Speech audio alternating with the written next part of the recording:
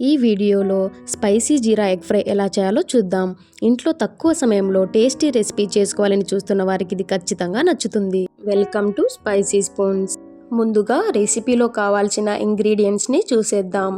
1 table spoon కారం, 1 table spoon పసుపు, 1 table spoon జీలకర్ర, 1 టేబుల్ స్పూన్ ధనియాల పొడి, 1 tablespoon ginger garlic paste, 1/2 tablespoon salt, 1 tablespoon garam masala, సన్నగా కట్ చేసిన కొత్తిమీర, కరివేపాకు, ఆనియన్స్.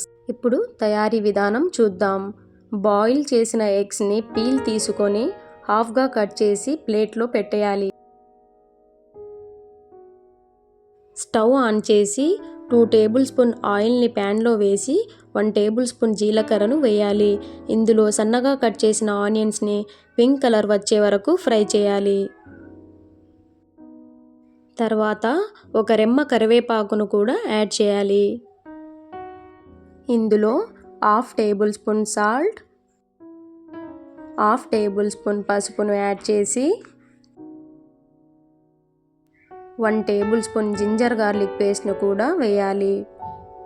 జింజర్ గార్లిక్ పేస్ట్ పచ్చి వాసన పోయేంత వరకు బాగా ఫ్రై చేయాలి. ఇప్పుడు 1 టేబుల్ స్పూన్ కారం పొడి, 1 టేబుల్ స్పూన్ ధనియాల పొడి, 1 టేబుల్ స్పూన్ గరం మసాలాను యాడ్ చేసి బాగా ఫ్రై చేయాలి. హాఫ్గా కట్ చేసుకున్న ఎగ్స్ని ప్యాన్లో వేసి దీనిపైన సన్నగా కట్ చేసుకున్న కొత్తిమీరను కూడా వేయాలి.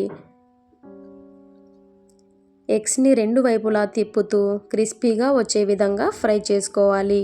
చివరగా కొత్తిమీరతో గార్నిష్ చేసుకోవాలి.